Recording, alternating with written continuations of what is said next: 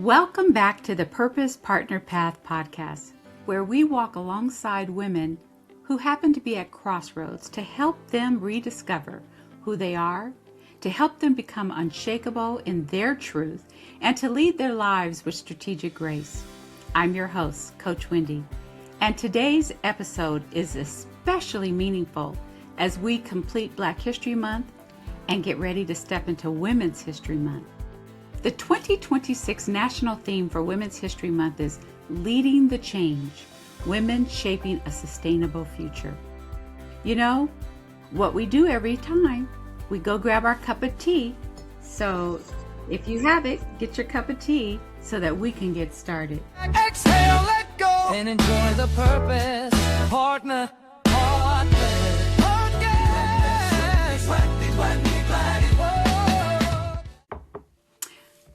Thank you so much. Oftentimes when we hear the word sustainability, we often think about the environment, systems, or economics. But today, we're going to talk about something a little bit different, but just as crucial and vital. The sustainability of our stories, our healing, and our legacy as women. To help us explore that, I am deeply honored to welcome my guest, Dr. Antoinette Harrell, a renowned family historian and genealogist whose work helps families reconnect with their roots, reclaim untold stories, and preserve truth across generations. Dr. Harrell, welcome. Please share with us a little bit about your work and what you do. I want to thank you for having me on your podcast. I'm very excited for that, and once again, I want to thank you. My pleasure. I'm a genealogist for over 36 years, well, about 36 years. I'm a local historian with emphasis on the studies of African American history in Tangible Hall Parish, St. Helena, and East Feliciana parishes. So with saying that, it's uncovering those hidden stories and bringing them to the forefront. So tell me, what prompted you? What made you get into this field, this line of work? It was my mother. My mother would always tell the same stories over and over again. No matter how many times I phoned her in a day's time, she found a way to make it about family history. And one day, with my impatient self, I started to get a little, hey, Mom, we talk about the same thing. But somewhere a light went off in my head and said, you better listen to everything that your mother's trying to share with you. And I'm glad I did, because some years later she had a stroke and things wasn't as clear as it was before. So I find that she was trying to give me a gift. And I'm so glad. So it was through my mother, in honors of her, Isabel Harrell Cook. And we say her name. Yes, I Yes, say we her do. name. And you know, I can feel the passion, and I happen to have had the opportunity to get to know you now over the last couple of months. So I know how deep this is in your heart, and how much you want to really share it with so many other people, and for us to embrace this. I thank you for that. So let me ask you, why do you believe understanding our family history is so important, and especially for women? It's the only way to learn about yourself. It's like taking a magnifying glass and look at yourself. It allows you to learn more about your characteristics, your genetics, and your learned behavior. And oftentimes we think that we don't understand what could be happening to us. But if we study the females in our family, they may have had the same similar traits. That's interesting. As you were sharing, I was thinking about, you said about learning about yourself. And before we go any further, I want to pause and just share something personal with our listeners about me in terms of understanding my family history and how it always has mattered deeply to me. And ultimately today, I am the historian in my family, and I am the keeper of the names, the keeper of the stories and the memories. But that journey has not been very easy for me, especially on my maternal side, because as a young child, I was abandoned by my mother. And because of that, it I didn't have the same access to information about her side of the family, and it's caused me to sometimes have gaps. There's silence, there's questions where sometimes there's no immediate answers, and yet those gaps didn't stop me from the calling that I believe God put on my life. And if anything, they made the desire for me to know even stronger. So for me, researching family history became more than just curiosity. It became a way to reclaim my identity, and to honor resilience and make sense of where I came from so that I could share it with future generations. And because of that, I also had a family crest made. So I'm really excited about that because it is something tangible that I can also, just continue to pass down to my children and grandchildren. So let me ask you, Dr. Harrell, how have you been able to encourage the women, I'll say people in general, but our focus is on women today, to really dig deeper into their maternal history and lineage? How have you been able to encourage the people that you've worked with to do that? Thank you. That's a great question because it has been rewarding, but yet challenging, and it depends on each individual. Sometimes people want to lock away pain, a childhood trauma that happened to them, and they don't want to go back. They do not want to go back. They want to be far removed from it as possible. But then there's others that want the healing. They want to move forward. When you get past find those beautiful photographs and the oral histories, and everybody's going to find something in their family tree that is not so pleasant. But it has been more rewarding than it has been challenging. But I learned to respect people's space as well. If they do not want to go back, it's fine. Because I don't know what they had to endure, what it caused, who was the family member that transferred that pain. So I respect the space. But for those that do want to go back, it's a beautiful journey. Yeah, I agree with you. And it's interesting because I happened to grow up with my paternal grandmother. And my paternal grandmother was actually first born generation free in our family. Her father was born in 1861. My grandmother was born somewhere around 1901.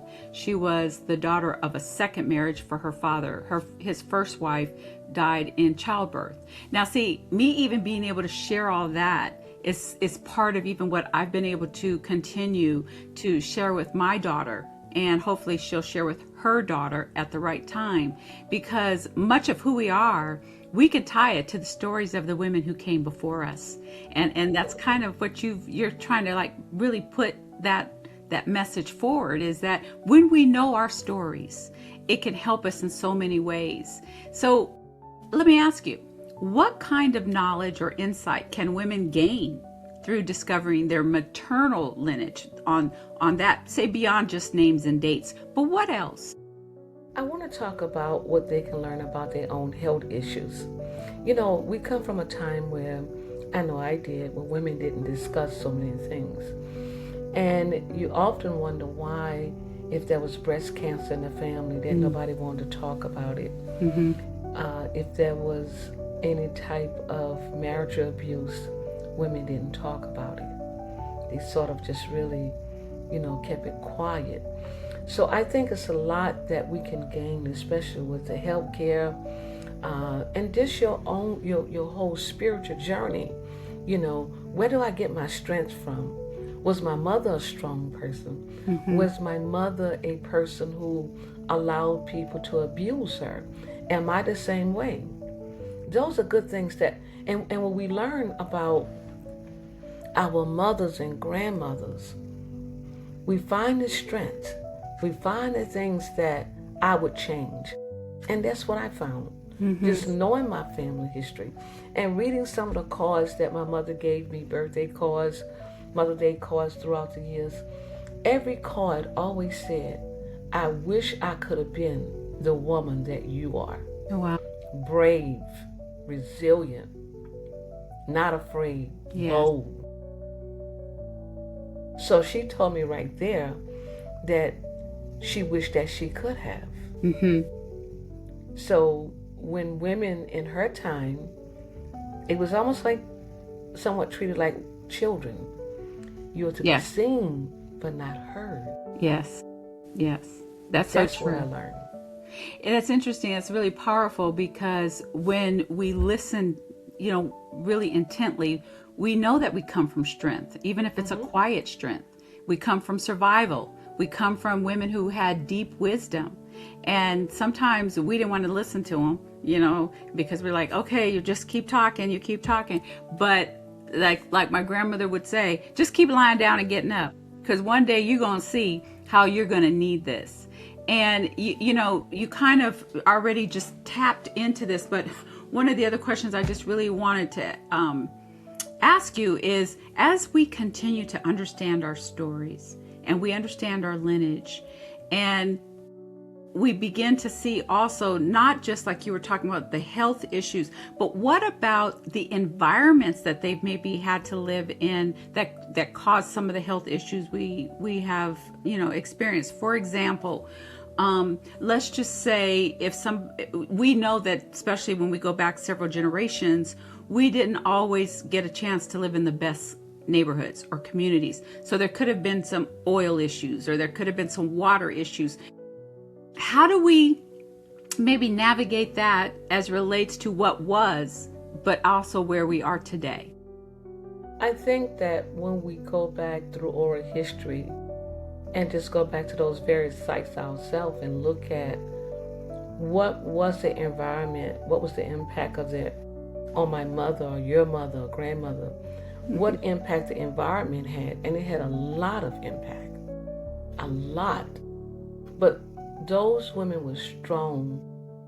I mean, when you think about it, most of them was domestics or an educator, because there wasn't too many fields that women could have worked in. And so the working environment was very stressful for women, because they had to come home and work as well. So it was never ending for them. Yes. So I think that those environments created a lot of tension. Tension is a deep one, because tension leads to anxiety, to stress. Absolutely. And all of that can have stuff going on inside that we don't see. Sometimes, like when we talk about mental health issues, or things that come from stress, we don't see it, so we don't acknowledge it the same way as if somebody had a broken leg, or somebody had a missing limb, or whatever it may be. But those are critical too, because oftentimes, to me, what you can't see is a little bit harder to even heal. Absolutely. And I do want to add that a lot of times when you think about women, there was no off day for them. So if they had children, household, the laundry, it wasn't like today where you have all the amenities that help you to speed up your work. Remember, they was washing clothes by hand. They was cooking, they was growing, most of the time, they was gardening, they was growing their own food. Yes. It wasn't like going to the supermarket. Yes. And to walk to work, it was a lot. So they was basically taking care of two homes, and sometimes coming home and putting on that happy face. So that they can be there. Yeah, to be loving for their family. And praying at the same time. Yes. And oftentimes we complain about the simplest inconvenience in our lives. Absolutely. When we don't stop and really, think about what our ancestors and, our mothers and grandmothers went through. So you mentioned a little bit earlier about, we didn't really talk about a lot of things.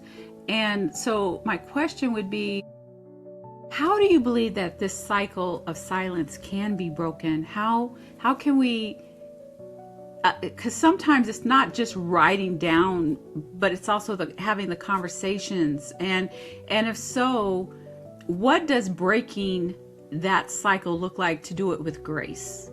Because I loved how you said you respect people where they are. So share that with us. I see that breaking today. I see that taboo of not talking to your daughters. Today's women are totally different. They share their experiences because they don't want their daughters to make the same mistake. Yes. They want to shield them and protect them. So there's more open conversations with mothers today with their daughters. I'm a product of the 60s. And I listened to a lot of my first cousins say their mom didn't talk to them about things that they should have talked to them about. They was talking to their girlfriends. But I find now, and the girlfriends didn't know no more than what they knew. You know. And so, but I find today's women, they are talking to their daughters. Because they're coming from a space where their mothers didn't talk to them. So they wanted that to break. And so if you want something to change, you have to be that change. You have to look at why do I want to have this conversation with my daughter with anything from A to Z. And there was times with my granddaughter, because I only have one granddaughter, there was times I had to learn to count to 10, take a deep breath, and let her talk to me. Whether I agree or disagree, I broke that because my mother didn't do that. I was afraid to talk to my mother. And so there was a wall there. And so I wish that if she was living now, maybe she would say, I didn't talk to you because my mother didn't talk to me. And her mother didn't talk to her. That's usually so the I didn't case. know that it is. You know, and that's what's called breaking the generational negative cycles. Yes. I mean, because there are some positive things from generation to generation as well that we get. Yes. So I would ask, do you have any tips or tools that you could highly recommend for the women that are listening to get that ball rolling, to have those conversations, or to start journaling, or, you know, what is a tip or tool that you could share with us today? I would say to any mother out there is that that's your daughter, and you want to create that space that she can come and share anything with you. Because a lot of times the younger women go through things and they don't want to share it with anybody. And they internalize negativity because they can't go to their mothers. But I am so proud of the younger women that's saying, okay, I want to be better than what my mother was. It's not taking away anything. My mother didn't know how to communicate. She didn't know. And so I wish I had that, because I believe that if she would have shared her experiences with me, that would have helped me in my growth. So I feel like if I had a daughter, I would want to share the good, the bad, to help her. Now, there may be some things I don't want to share, and I know what I want to share and what I don't want to share. Yes. But I want her to know I'm a real person. I'm a woman just like you. Yes.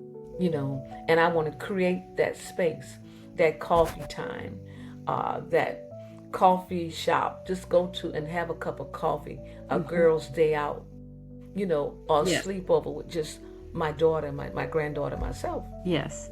Generational. Talk to me. What are you faced with? Yes. What's the biggest challenges? What's the biggest accomplishments in your life? Yes. How can I be there to support you? Yes.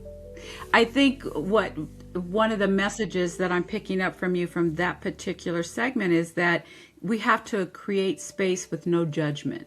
With no judgment. You know, Absolutely. create space with no judgment, because I think that is one of the fears, is when our loved ones feel like, well, she may not understand this, grandma may not understand this, or mom may not understand this, because they tend to put us on this pedestal where they think our lives were perfect and that we did no wrong, or maybe we put ourselves on that pedestal. That could be true too. Exactly. You see? And we need to make sure we're creating that space so that, you know, they know that they are welcome. They are given an invitation.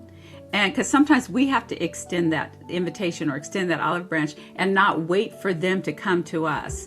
And I do believe that when one woman is willing to open up, then it can help the other person, whether it's a daughter, granddaughter, niece, because I'm also close to, I have a niece on my side. I have one niece and I have a bunch of nephews. And so I let her know that she can also come to me, because sometimes there's things that her dad, who's my brother, wouldn't know to be able to share as relates to our, our history and our family. So what is the best way in terms of our health? That's one of the key things we're touching on today, that we can make sure that we give the proper information. I'm talking more about health right now, not just necessarily the emotions that go with it, but for example, making sure our daughters get those breast exams, or getting, any other types of routine checkups that are necessary. And if they're aware that certain things have been around in our families, that it might, cause them to prompt them. So what's the best way to keep that type of history? And once again, you have so many great questions, because I'm coming from my own space. My mother never discussed her health issues unless it was something related to when she got older, in her older years, heart disease or something like that. But I think they keep so many things private for whatever reasons they do. But when one generation finds that there's breast cancer, like I know a lady right now, 3 generations of women with breast cancer. So she's talking to her daughter and her granddaughter about getting breast screening. So we need to understand that, especially if it's something that's happening generation to generation. Yes. We need to make that a topic of conversation. You need to get this checked. Make sure you stay on top of your health. That's something that by the time she turned 18, she should already know, because the conversations need to start as soon as she become a young woman. Yes, that's so true. How to take care of herself. And I've actually started a health diary. And, it's just a little bit different than a journal, and where everything in there is just about my health, because in 2025, I actually, for the first time, experienced some health issues and had my first surgery. Had never had surgery in my life. My childbearing years were natural, so I didn't, and I had, my gallbladder was removed, and because I was in so much pain and so forth. Then I started asking questions too, like, has anybody else had their gallbladder removed in our family?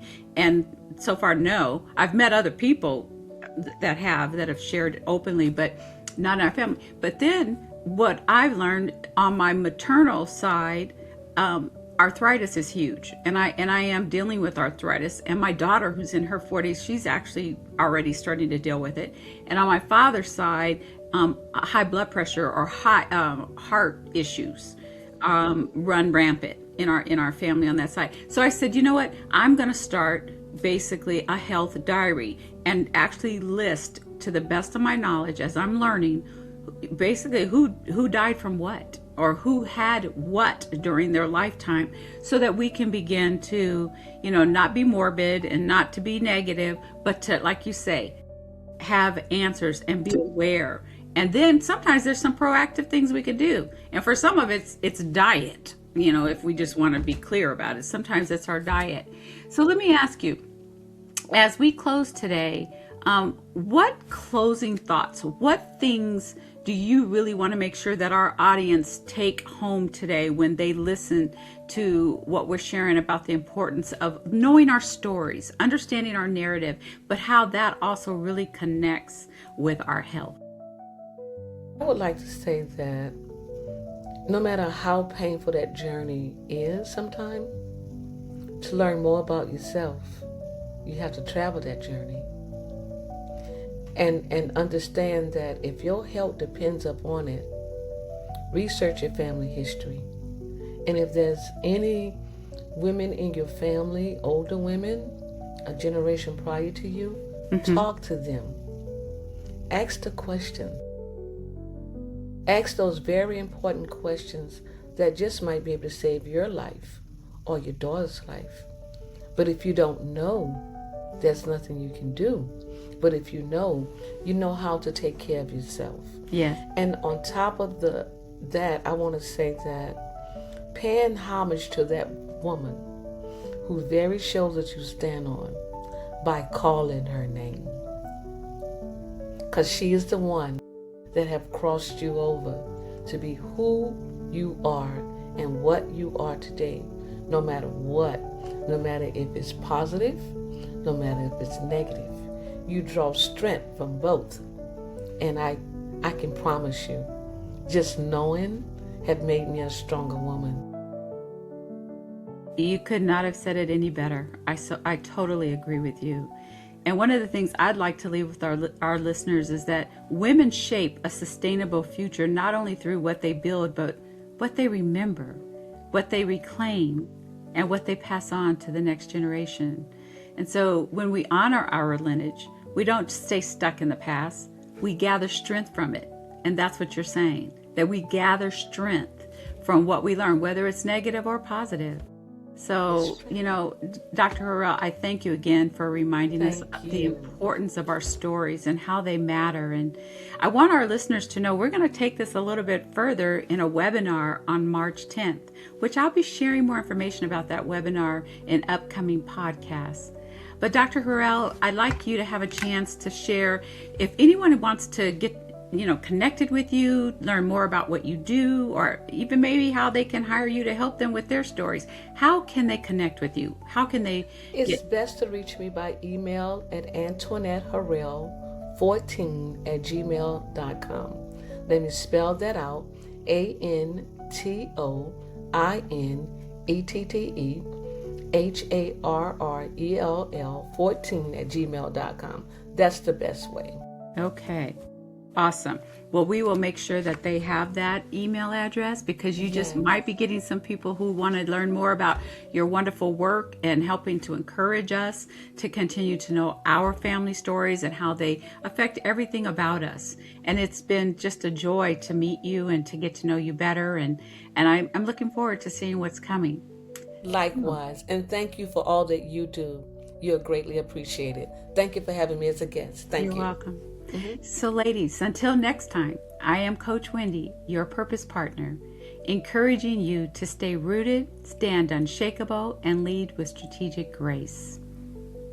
And if you have not already done so, please go over to my website at wendygladney.com and subscribe, where you will receive free downloads, and that's where you can keep up with what we're doing. You can also subscribe to my YouTube channel or any of my social media at Wendy Gladney. So thank you, and happy Black History Month, and as we go into Women's History Month, God bless. Exhale, let go, and enjoy the purpose, partner.